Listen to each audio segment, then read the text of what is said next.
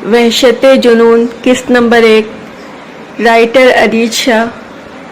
तुम समझ नहीं रहे हो वकार, मुझे वो लड़की हर कीमत पर चाहिए। उसे हासिल करने के लिए किसी भी हद तक चला जाऊंगा। मुझे बस वो चाहिए। मैं उस लड़की को अपने बिस्तर तक लाना चाहता हूँ। मैं क्या करूँ वकार, मैं क्या करूँ? मुझे समझ में नहीं आ रहा। वो लड़की मुझे पागल कर देगी। उसकी हंसी अब तक मेरे कानों में गूंज रही है। वकार, तुम मेरी हालत को समझ रहे हो ना? वो पागल हुआ जा रहा था, जबकि वकार को उसकी जहनी कंडीशन पर पहले से ही शक था। अब तो उसे यकीन होता जा रहा था। जी सर, मैं आपकी बात को अच्छे तरीके से समझ रहा हूँ। मैं उस लड़की को तलाश करने की कोशिश करता हूँ। मैं उसके बारे में पूरी मालूमात लेकर आपको बताता हूँ। मालूमात नहीं वकार, मालूमात नहीं चाहिए मुझे। वो लड़की चाहिए, किसी भी कीमत पर। ढेर लगा दो उसके कदमों में दौलत का। जिस चीज़ की ख्वाहिश करती है उसको दे दो। बस उसे मेरे बिस्तर तक ले आओ, उसे मेरे पास ले आओ। कुछ भी करो लेकिन उसे लेकर आओ। ठीक है सर, मैं कुछ करता हूँ। प्लीज़ परेशान मत हो। इंशाल्लाह उस लड़की के बारे में सब कुछ पता चल जाएगा। मैं जितना जल्दी हो सके उसके बारे में इंफॉर्मेशन निकाल कर आपको देता हूँ। वो जल्दी से जल्दी वहाँ से निकलना चाहता था। जाने ये पागल इंसान अब उससे क्या चाहता था। इस तरह की दीवानगी अगर कोई नौजवान दिखाता तो बात कुछ और थी, लेकिन एक 60 साल का बूढ़ा अपनी हवस मिटाने के लिए यहाँ एक 20 साल की लड़की की फरमाइश कर चुका था। कल वो अपने दोस्त की शादी पर गए थे, जहाँ पर एक लड़की को देखा, और जब से उस लड़की को देखा था उसका दीवाना हो चुका था। वो हमेशा से ही अय्याश पसंद रहा था। अपने बॉस की तबीयत से वो अच्छे से वाकिफ था, लेकिन यहाँ आकर उसके बॉस की जिद एक अलग रूप इख्तियार कर चुकी थी। उसका बॉस एक मासूम सी लड़की को बस एक रात के लिए अपने बिस्तर की जीनत बनाना चाहता था, और वो ये सोचकर परेशान हो रहा था कि आखिर वो लड़की उसे कहाँ से ला कर दे। वो उसे जानता तक नहीं था, यहाँ तक कि उसने तो शायद एक नज़र भी मुश्किल से ही उसे देखा था। अब कहाँ से तलाश करके लाए उस लड़की को। अपने बॉस को तो उसने यकीन दिलाया कि वो कहीं से भी उस लड़की को ढूंढ कर लाएगा, लेकिन ये कितना मुश्किल था ये तो सिर्फ वकार ही को पता था। लेकिन अपनी नौकरी बचाने के लिए उसे ढूंढना तो था ही। सर, मैंने उस लड़की के बारे में सब कुछ पता लगा लिया है। ये लड़की ज़्यादा अमीर नहीं है, लेकिन कुछ ही दिनों में इसका निकाह होने वाला है। क्या मतलब है तुम्हारा? मैं किसी निकाह को नहीं मानता। मुझे वो लड़की चाहिए, हर कीमत पर उसे लेकर आओ। मेरे लिए तुम्हारा काम है, तुम कैसे करोगे मेरा उससे कोई वास्ता नहीं। लेकिन सर, मैं कैसे लेकर आऊँ? उसकी शादी हो रही है, उसके घर में शादी की तैयारियाँ चल रही है। ये मुमकिन नहीं है, समझने की कोशिश करें। उसका बस नहीं चल रहा था कि उसे कैसे समझाए। उस आदमी ने सच में उसका दिमाग ख़राब कर दिया था। ये सब मैं नहीं जानता वकार। मैं दुबई जा रहा हूँ 2 महीने के लिए। 2 महीने के बाद वो लड़की मुझे चाहिए, अनटच। किसी मर्द ने उसे निगाह भर के देखा ना हो, किसी मर्द ने उसे छुआ ना हो। याद रखना, मेरे पास आए तो बिल्कुल साफ आए। सर, मुझे क्या पता वो टच है या नहीं, वो परेशानी से बोला था। अब तक तो है, अगर तुम्हारी गलती से किसी और की राहत का सामान बन गई तो तुम्हें जान से मार डालूंगा, ये बात याद रखना। सर, मैं पूरी कोशिश करूंगा, लेकिन अगर बाद में उसका कोई खामी निकली तो? शट अप, बकवास करके मेरा वक्त बर्बाद मत करो। जितना कहा है उतना करो। तुम्हारे पास सिर्फ 2 महीने का वक्त है, ये बात याद रखना। मुझे हर कीमत पर वो लड़की चाहिए, और उसे तुम ही लाकर मुझे दोगे। दूसरी तरफ से फ़ोन बंद हो चुका था, जबकि वकार अपने मोबाइल की बंद स्क्रीन को घूर रहा था। उसके बस में कुछ भी नहीं था। उसका बॉस उसके हलक तक आ चुका था। फिर वो एक लड़की के पीछे जिसकी शादी थी, वो कुछ ही दिनों में वो क्या करे उस बॉस के लिए जिस पर हवस का जुनून सवार था। एक मासूम सी लड़की की ज़िंदगी तबाह करने के लिए किसी भी हद तक जाने को तैयार था, और वकार को समझ में नहीं आ रहा था कि वो क्या करे। वो ना तो उस लड़की की शादी को रोक सकता था, और ना ही उसे लड़कियों को अगवा करना आता था। उसे अपनी नौकरी बेहद अजीज थी, उसके सहारे उसकी ज़िंदगी चल रही थी। उसका बॉस उसे कम काम में ज़्यादा तनख्वाह देता था। बेशक उसके सारे काम लीगल नहीं होते थे, लेकिन फिर भी वो अपनी नौकरी पूरी ईमानदारी से करके ही पैसा लेता था। ये भी उसके काम का हिस्सा था। वो अपने बॉस को लड़कियां भी लाकर देता था, लेकिन इस दफ़ा उसके बॉस ने उसे बहुत मुश्किल काम दे दिया था। इस दफ़ा वो बहुत बुरे तरीके फंस चुका था। थोड़ी देर में मौलवी साहब आने वाले हैं, उनके आते ही हम निकाह की रस्म अदा करेंगे, भाभी ने अंदर दाखिल होते हुए बताया था। और वो जो लहंगे में तैयार बैठी अपनी होने वाली ज़िंदगी का फ़ैसला सुन रही थी, خاموشی سے اپنی آنکھوں میں آنسوؤں کو پیچھے ڈھکیلتی ہاں میں سر ہلا گئی تھی۔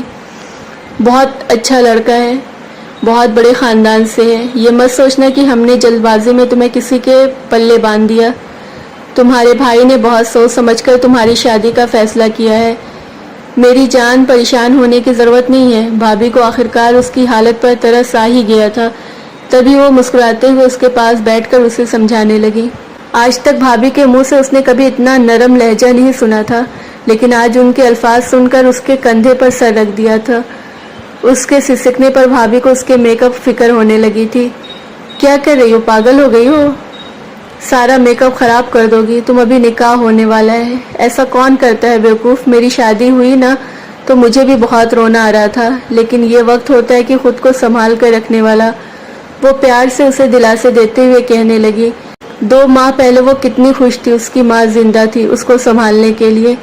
وہ صرف 2 بہن بھائی تھے۔ جوانی کی دہلیز پر قدم رکھتے ہی بھابا نے ایک رات خاموشی سے ساتھ چھوڑ دیا۔ شروع میں تو بھائی نے ہر جگہ خوب نخرے اٹھایا، لیکن بعد میں اسے احساس ہوا کہ باہر ملک جا کر وہ یہاں سے بہتر کما سکتا ہے۔ بس پھر باہر جانے کا ایسا جنون سوار ہوا کہ وہ باہر نکل گیا۔ 3-4 سال سعودی میں خوب کمائی کر کے واپس آیا تو امی کو اس کی شادی کی فکر ہونے لگی۔ پھر کیا خاندان میں سب سے اچھی اور خوبصورت لڑکی کو بیاہ کر اپنی بہو کے روپ میں لے آئی۔ شروع میں تو سب کچھ اچھا رہا۔ شادی کے چند دن رہ کر بھائی واپس سعودی عرب چلا گیا۔ ابھی بھی اس کی پڑھائی کی فکر میں ہلکان ہو رہا تھا جب بیوی نے کہہ دیا کہ اس کو وہاں بلا لیا جائے۔ امی کو یہ بات کچھ پسند نہیں آئی۔ وہ ہمیشہ یہی کہتی تھی کہ پہلے ہیر کی پڑھائی کے بارے میں سوچو، یہ اپنے آپ کو سنبھالنے کے قابل ہو جائے گی تب لے جانا۔ اپنی بیوی کو اپنے پاس ہمیں کوئی اعتراض نہیں ہے، لیکن یہ مت بھولو کہ بوڑھی ماں اور جوان بہن ہاتھ دھرے بیٹھی ہے۔ ان کی بہو نے ایسے بیٹے کو اپنے ہاتھ لیا کہ وہ بہو کو ہر بات کو صحیح کہتا۔ اماں کا فی الحال ہیر کی شادی کرنے کا کوئی ارادہ نہیں تھا۔ وہ چاہتی کہ وہ خوب پڑھے لکھے اور اپنے باپ کا نام روشن کرے، لیکن ایسے خواب صرف ماں باپ ہی دیکھ سکتے ہیں۔ ماں کو ایک رات اچانک طبیعت خراب ہو جانے کی وجہ سے اسپتال لے گئے تو پتہ چلا کہ ان کو کینسر جیسے جان لیوا مرض کی لپیٹ میں آ چکی ہیں۔ بس پھر کیا ماں کو بیٹی کی فکر ہونے لگی اور بہو کو اس کی شادی کی فکر لگ گئی۔ وہ اپنے ہی خاندان میں الگ الگ جگہ اس کے رشتے تلاش کرنے لگی۔ یقیناً ساس کی فکر تو اس کو رہی نہیں تھی، اب فکر تھی تو صرف اس نند کی، جو ڈر تھا کہ کہیں ماں کے گزرنے کے بعد بہن کی محبت نہ بھائی کے دل میں جاگ جائے۔ اس لیے ہمدردیوں کے تمام ریکارڈ توڑتے ہوئے اس نے اپنی بھی جان لگا دی، لیکن کوئی بھی رشتہ قابل قبول نظر ہی نہیں آیا، اور آخرکار ایک دن اپنے آپ ہی ایک رشتہ ان کے گھر آیا۔ پتہ چلا کہ وہ ہیر کی کسی سہیلی کا دور کا کزن ہے اور ہیر کو شادی پر دیکھ کر اس کے لیے رشتہ لے آیا ہے۔ بس ماں کو رشتہ پسند آ گیا اور وہ منگنی کے بعد 2 سال شادی کا وقت رکھنا چاہتی تھی، کیونکہ وہ چاہتی تھی کہ ہیر اس رشتوں کو سمجھنے کے قابل بن جائے۔ لیکن بھابھی اس چیز کے لیے تیار نہیں تھی۔ ان کا کہنا تھا کہ ماں کی زندگی کا کوئی بھروسہ نہیں، وہ ایک جان لیوا مرض کی لپیٹ میں ہے۔ لیکن امی اپنی بات پر ڈٹے رہیں اور بھائی کو بھی دنیا سے جانے سے پہلے وصیت کر دی کہ جب تک ہیر 20 سال کی نہ ہو جائے تب تک اس پر زور نہ ڈالا جائے۔ اماں تو دنیا سے رخصت ہو گئی، لیکن اسے امید تھی کہ بھائی اس کا ساتھ ضرور نبھائے گا۔ لیکن بھائی کو تو جیسے صرف بہانہ چاہیے تھا۔ منگیتر صاحب کی طرف سے ذرا سا زور ڈالا گیا کہ ماں کے جانے کے 2 مہینے بعد ہی اس کے گھر بارات آ گئی، اور اب وہ خاموشی سی بیٹھی نکاح نامے پر سائن کر رہی تھی۔ اسے پتہ چلا کہ اس کے ولیمے میں اس کے بھائی اور بھابھی شامل نہیں ہوں گے، کیونکہ بھائی کو کل صبح ہی اپنے ساتھ سعودی عرب لے جا رہا ہے اور اس کے سارے پیپرز تیار کروا چکا ہے۔ بس اسے ہی لا علم رکھا گیا تھا۔ اسے اب تک یقین نہ آیا کہ اس کا بھائی اسے اس طرح بے آسرا بے سہارا چھوڑ کر جا رہا تھا۔ اس نے باتوں ہی باتوں میں اپنے بھائی سے اس بات کا ذکر کیا تو اس نے کہہ دیا کہ کوئی انجان تو نہیں ہے تمہارے لیے، تم لوگوں کو اتنے مہینے منگنی رہی ہے، ٹیلی فون گفتگو ہوئی ہے، ایک دوسرے سے واقف ہو، اور وہ کون سا لمبی چوڑی خاندان برادری رکھتا ہے جو تمہیں پریشان ہونے کی ضرورت ہے۔ تم اچھے سے رہنا اس کے ساتھ، وہ بھی تمہارے ساتھ اچھے سے رہیں گے۔ جو تم اپنی بھابھی کے ساتھ کرتی ہو ویسا کچھ بھی مت کرنا۔ بھائی کے یہ الفاظ اسے بری طرح توڑ گئے تھے۔ اس نے اپنے بھائی کی 1.5 سالہ زندگی پر نظر ڈالی تو اسے ایسا کوئی سلوک نہ یاد آیا کہ بھابھی کے ساتھ جس کا ذکر اس کا بھائی کر رہا تھا۔ جو بھی تھا زندگی تھی، جو اس نے گزارنی تھی۔ اس کا بھائی اسے چھوڑ کر چلا گیا تھا، اب وہ اسے خود اپنا گھر بسانا تھا۔ رخصتی پر بھی اس کے بھابھی کے کان میں بس یہی بولتی تھی کہ زیادہ رونا دھونا کرنے کی ضرورت نہیں ہے، میک اپ خراب نہیں ہونا چاہیے، بہت مہنگے پارلر سے کروایا ہے، کم از کم رشتے داروں کو تو دیکھنا ہے تمہیں۔ اور بھائی اس نے بھی کیا رخصت کیا، ایک بوجھ تھا جو اپنے سر سے اتار دیا تھا۔ اس کے سسرالی رشتے دار زیادہ نہیں تھے، شادی میں بس چند ایک گاڑیاں ہی تھیں جو اسے رخصت کرنے کے لیے آئی تھی۔ اس کی ساس نے دہیج میں اچھا خاصا منہ پھاڑ کر جہیز مانگا تھا، لیکن بھائی بھابھی نے غربت کی وہ داستانیں سنائی کہ وہ بھی خاموش رہ گئیں۔ لیکن اندر ہی اندر اسے اپنے اکلوتے بیٹے کے لیے یہ ملال کھائے جا رہا تھا کہ وہ خالی ہاتھ آئی ہے۔ اس کی مہربانی سے اسے تھوڑا جو جوڑ رکھا تھا دنیا داری کے لیے بھائی نے اس کے حوالے کر دیا تھا، لیکن خود سے بس جو شادی کروانے کا خرچہ اٹھا لیا تھا اتنا ہی کافی تھا۔ اس کی بھابھی تو اتنے میں ہی غریب ہو گئی تھی۔ چلو تمہارے بھائی نے دیا دلایا کچھ نہیں، لیکن ہمیں بہت خوبصورت مل گئی، اس پر گزارا کر لیں گے۔ ویسے تمہارے بھائی بھابھی صبح سویرے ہی یہاں سے نکلنے والے ہیں، تو ہمارا گھر مہمانوں سے بھرا ہوگا، تم کیسے جاؤ گی ان سے ملنے کے لیے؟ اسے لا کر کمرے میں بٹھایا گیا تو اس کی ساس اس سے باتیں کرنے لگی۔ کیا مطلب؟ وہ خود نہیں آئیں گے مجھ سے ملنے کے لیے یہاں؟ اس کا دل بہت زیادہ گھبرا رہا تھا۔ ایسے میں لڑکی کے گھر کی طرف سے کسی ایک رشتہ دار کا ہونا بے حد ضروری ہوتا ہے، لیکن یہاں اس کے پاس کوئی بھی نہیں تھا۔ ارے کہاں؟ ان لوگوں نے تو کہا تھا کہ اگر ممکن ہو سکے تو تمہیں ان سے ملوانے ایئرپورٹ پر لے آ جائیں، لیکن تم بھی بچی تھوڑی ہو، خود سوچو اگر شادی کی پہلی صبح دلہن کو گھر سے کہیں باہر جایا جائے تو کتنا برا لگے گا۔ خیر چھوڑو اس باتوں کو، میں بھی کیا فضول چکروں میں پڑ رہی ہوں، تھوڑی دیر میں سعد آنے والا ہوگا، اس کے دوست آئے ہوئے ہیں باہر، ان لوگوں نے بٹھایا ہوا ہے، تم تھوڑی دیر یہاں بیٹھو، میں ذرا مہمانوں کو دیکھتی ہوں اور سعد کو بھی اندر بھیجتی ہوں۔ وہ اس کے قریب سے اٹھ کر باہر جانے لگی، مانا کہ کچھ لے کر نہیں آئی تھی، لیکن اس کا خوبصورت چہرہ ان رشتہ داروں کو جلانے کے لیے کافی تھا، اور وہ تو اپنی بہو کی اس خوبصورتی پر صدقے واری جا رہی تھی۔ اپنے بیٹے کے لیے انہوں نے اپنے خاندان کی ہر خوبصورت لڑکی کا ہاتھ مانگا تھا، لیکن سعد کی اچھی نوکری نہ ہونے کی وجہ سے تقریباً سارے ہی رشتہ داروں نے انکار کر دیا تھا، اور اب اس سے بدلہ لینے کے لیے وہ اس سے خوبصورت لڑکی کو اپنے خاندان کی بہو بنا کر لے آئی تھی۔ اب اتنا تو بنتا تھا، اور پھر سعد کے تایا کے بیٹے کی وجہ سے سعد کی بہت اچھی نوکری بھی لگ گئی تھی۔ اب تو ان کی چپ ہی نرالی تھی۔ اپنے بھائی کی بے وفائی کا غم تو اسے بہت تھا، لیکن اب اس نے اپنی آنے والی زندگی کے بارے میں سوچنا تھا، یہ سب کچھ اس کے لیے بہت مشکل تھا۔ سعد کے ساتھ 7 مہینوں سے اس کی بات چل رہی تھی، لیکن ایک حد میں، کیونکہ ہمیشہ سعد سے بات کرتے ہوئے اماں کے سامنے رہتی تھی، اور اس نے سعد سے کبھی یہ بات صاف لفظوں میں کہہ رکھی تھی کہ اماں کے سامنے بیٹھی ہوئی ہوں۔ کبھی کبھی تو سعد اس سے بات سے خاصا بدمزہ ہو جاتا تھا، کم از کم اماں کا پلو چھوڑ کر مجھ سے بات کر لیا کرو، لیکن اسے ڈر لگتا تھا کہ سعد پتہ نہیں اس سے کس طرح کی بات کرے گا۔ لیکن یہ بھی خدا کا کرم نوازی تھی کہ ماں کی موجودگی کی وجہ سے سعد نے کبھی اس سے الٹی سیدھی کوئی بات نہیں کی تھی، بس حال چال پوچھ کر فون بند کر دیتا تھا۔ اور ماں کی وفات کے بعد تو اس صدمے سے نکلنے میں ہی اچھا خاصا وقت لے چکی تھی۔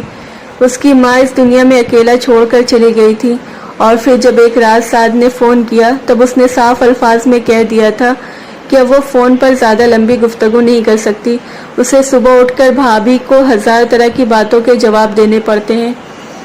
اور یہ اس دن سے اگلے دن کی بات تھی جب سعد نے شادی پر زور ڈالنا شروع کر دیا تھا، اور آج وہ اس وقت اس کے کمرے میں بیٹھی اس کے آنے کا انتظار کر رہی تھی۔ دروازے پر ہلکی سی دستک ہوئی اور وہ اندر داخل ہو گیا۔ وہ سر جھکائے بیٹھی تھی، اپنے آپ کو اس ماحول کا حصہ بنانے کی کوشش کرنے لگی تھی۔ اس کے چہرے پر گھونگھٹ تھا جو یہاں سے جانے سے پہلے اس کی ساس اس کے چہرے پر ڈال کر گئی تھی، تاکہ اس کا شوہر اس کے حسن کا دیدار کرنے سے پہلے اسے گفٹ میں کچھ تو ضرور دے۔ اپنی ساس کی باتوں سے اس نے یہ محسوس کر ہی لیا تھا کہ جہیز نہ لا کر اس نے بہت بڑی غلطی کی، جس کی وجہ سے آگے جا کر بھی کافی کچھ سننے والی تھی۔ لیکن اس نے یہ بھی نوٹ کیا تھا کہ اس کے چہرے کو لے کر وہ بہت زیادہ خوش ہے، بار بار آ کر اس کا ماتھا چومتی اور اس کی بلائیں لیتی ہوئی کہتی ہیں کہ اور کچھ ہو نہ ہو میری بہو حسین تو بہت ہے۔ اس کا بار بار کہنا وہ گھر میں بے شمار حسن لائی ہے، اسے سر تک نہیں اٹھائے دے رہا تھا۔ اس کی اماں تو اکثر اس کی بلائیں لیتی تھی اور بھائی نے بھی اس سے اس بات کا احساس دلایا تھا کہ وہ بہت حسین ہے، لیکن اپنوں کو تو ہر انسان ہی خوبصورت لگتا ہے۔ حالانکہ بھابھی نے کبھی اسے اس بات کا احساس نہیں دلایا تھا کہ وہ خوبصورت ہے، اس لیے اس نے اس بات کو بھی مان ہی لیا تھا، اور وہ یہی سوچ کر خوش ہو گئی تھی کہ اس کی ساس اس پر کس چیز کے لیے تو خوش ہیں، اور یقیناً اس کے شوہر کو بھی اس کا حسن اپنی طرف مائل کرنے میں کامیاب ہی ہو جانا ہے۔ لیکن اس کے باوجود بھی اسے بہت گھبراہٹ ہو رہی تھی۔ وہ ساتھ کے ساتھ اس کمرے میں بالکل تنہا تھی۔ وہ آہستہ آہستہ قدم اٹھاتا اس کے ساتھ کافی فاصلے پر بیڈ پر بیٹھ گیا تھا۔ یہ چہرے سے پردہ ہٹا دو ہیر پلیز، وہ سیریس انداز میں بولا، تو ہیر نے بھی زیادہ دیر نہ کی تھی اپنے آپ کو اس کے سامنے لانے کی۔ وہ زمین پر نظر گاڑے پریشانی سے بیٹھا ہوا تھا، جبکہ وہ بس اسے دیکھ رہی تھی۔ کیا ہوا صاحب، آپ ٹھیک ہیں نا؟ اسے کافی خاموش سے بیٹھے دیکھ کر اس نے پریشانی سے پوچھا تھا۔ وہ بہت پریشان لگ رہا تھا۔ اس کے پوچھنے پر وہ اٹھ کھڑا ہوا اور پھر کمرے میں ادھر ادھر ٹہلنے لگا۔ اس کی پریشانی اس کی سمجھ سے باہر تھی۔ میں کچھ سمجھ نہیں پا رہا، تمہیں کس طرح سے یہ بات بتاؤں ہیر؟ وہ پریشانی سے اپنا سر ہاتھوں میں لے کر پھر سے بیٹھ گیا۔